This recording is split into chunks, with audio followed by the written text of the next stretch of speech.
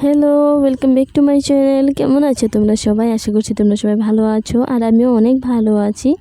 তো এই তো সকাল থেকে আজকে ভিডিওটা আবার শুরু করে দিয়েছি। সকাল থেকে না, অ্যাকচুয়ালি আমার আধা কাজকর্ম হয়ে গিয়েছে।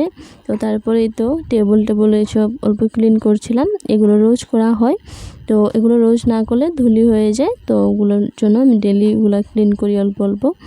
তো যতটুকু পারা যায় আমি করে নিই। সপ্তাহে একদিন ডিপ ক্লিন করা হয়। তো এই তো দেখো, এটাতে আমি মানি প্ল্যান্ট লাগিয়েছিলাম। মানি প্ল্যান্টটা অনেক সুন্দর হয়েছে। এখন এই যে নতুন একটা পাতাও বের হয়েছে। তো আর আমি বলেছিলাম তোমাদেরকে রোজ ভিডিও দেব বলে, ব্লগ আপলোড করব বলে, কিন্তু হচ্ছে না। দুদিন ধরে আমার শরীরটা বেশি ভালো ছিল না, তার জন্য আমি ভিডিও করতে পারিনি। তো এই তো আবার আমি এসে পড়েছি। তো আজকে আবার ভিডিও করলাম। এই তো তারপরে এটা বাইরের রুমের, এটা হোম থিয়েটারটাও আবার ক্লিন করে দিই। এটা দুদিন ধরে আমি ক্লিন করি না, দেখো কীরকম ধুলি হয়ে গেছে। একদম বাইরের রুমটা বেশি ধুলি হয়, কারণ বাইরে থেকে একদম ধুলিগুলো আসতেই থাকে না, তার জন্য। তো তোমরা ভিডিওটা পুরো দেখো, কেউ স্কিপ করে দেখবে না। আশা করছি তোমাদের ভিডিওটা ভালো লাগবে।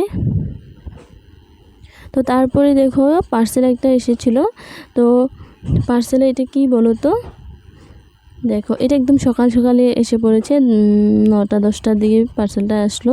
তো এটা একটা শাড়ি, কিন্তু এটা আমি শাড়িটা কেটে ফেলবো, কেটে আমি পর্দা বানাবো, তার জন্য এনেছি।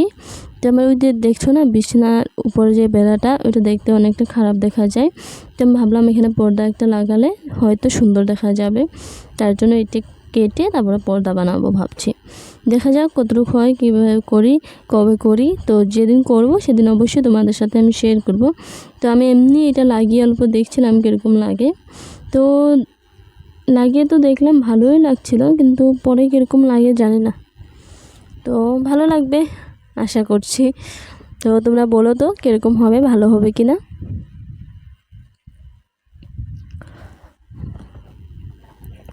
এই তো তারপর আমি গিয়ে চলে গেলাম ভাত খেতে। তো কালকের মাংস সবজি ছিল, মাংস আর অল্প শসা কেটে নিলাম। তো এবার ভাত খেয়ে নেই, তারপর ভাতটা খেয়ে তারপর দুপুরে রান্না করব।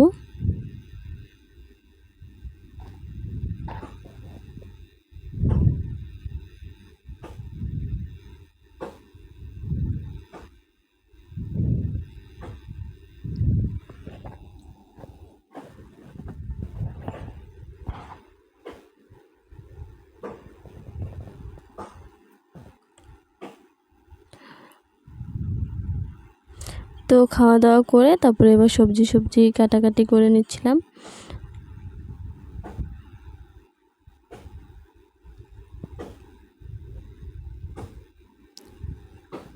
তো সবজি কাটা হয়ে গিয়েছে আমার, সব সবজি টবজি কেটে রেডি করে তারপরে তো আমি মাছ এবার ভাজবো। তো মাছটাকে ম্যারিনেট করব নুন আরও হলুদ আর অল্প লঙ্কা গুঁড়ো দিয়ে। তো নুন আরও হলদি দিয়ে এবার আমি মেখে নেব।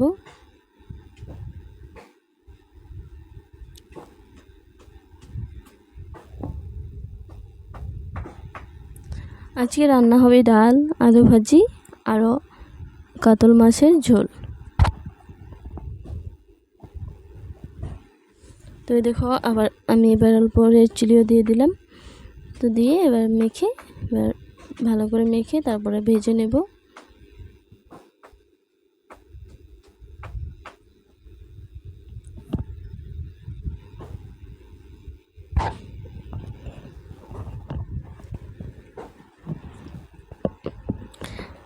এই তো হয়ে গিয়েছে, এবার চলো ভেজে নেই, ভালো করে লাল করে ভেজে নেব। এই তো এক এক করে মাছগুলো দিয়ে দিচ্ছি আমি। তো আমি না ভাবি যে রান্না করার সময় ভিডিও করব বলে, কিন্তু করা হয় না। উনুনে রান্না করা হয়, তো উনুনে ভালো করে ভিডিও করা যায় না, স্ট্যান্ডে লাগিয়ে ভিডিও করা যায় না। তো এরকম হাতে ধরে ধরে এক হাতে রান্না করতে অনেক অসুবিধা হয়, যার জন্য আমি ভিডিও করি না। তো এই তো এবার মাছগুলো আমি উল্টে নিলাম, ভালো করে দুপাশে লাল করে ভেজে নেব। তো সবগুলো মাছ ভাজা হয়ে গিয়েছে। তো এবার আমি তরকারিটা বসিয়ে দেব। তো এই তো কড়াই গরমই ছিল, সেই কড়াইয়ে আবার তেল দিয়ে দিলাম। তেল দিয়ে এবার অল্প পেঁয়াজ দিয়ে দিলাম। পেঁয়াজ ভাজা হওয়ার পরে আমি দিয়ে দিলাম এখানে কাঁচা লঙ্কা বাটা, আদা রসুন বাটা, তারপরে দিয়ে দিলাম হলুদ, অল্প লঙ্কা গুঁড়ো, তারপরে অল্প জিরার গুঁড়ো দিয়ে এবার ভালো করে ভেজে নেব। অল্প ভেজে তারপরে অল্প ভাজা হলে তারপরে দিয়ে দেব সবজি। তো এটা বানাবো আমি ঝিকা আর আলু দিয়ে। তো এই তো ঝিকা আর আলু দিয়ে দিলাম। আলুটা আমি ভাজি নাই, এরকমই দিয়ে দিয়েছি। ভেজে পরেও বানানো যায়, কিন্তু আমি এরকমই দিয়ে দিয়েছি। তো এই তো ভালো করে কষিয়ে নিব। ভালো করে কষানোর পরে দিয়ে দেব জল।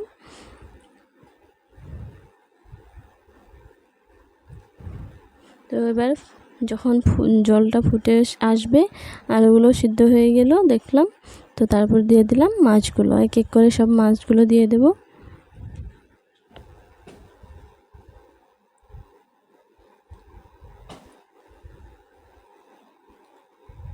এই তো এবার অল্প সময় পরে আমি এখানে দিয়ে দেব বেটে রাখা রাঁধুনি। শেষে একদম নামানোর সময় আমি রাঁধুনি অল্প দিয়ে দিলাম। এটা দিলে খেতে অনেক ভালো লাগে। তো এই তো মাছ সবজি হয়ে গিয়েছে। তারপর স্নান টান করে এসে পড়লাম। তো দেখো তো এই ফ্রকটা অনেক দিন পর আমি পরেছি, কীরকম লাগছে আমাকে। তো গরমের জন্য এটা পরা হয় না, এটা পরলে অনেক গরম লাগে, তার জন্যই পরা হয় না এটা। তো তারপরে আমি অল্প কিছু কাজ করছিলাম, এটা টেবিলে লাগাবো, তো এটা সেলাচ্ছিলাম আমি। তো আজকে ভিডিওটা এই পর্যন্তই। কেমন লাগলো জানাবে। Bye bye, tata.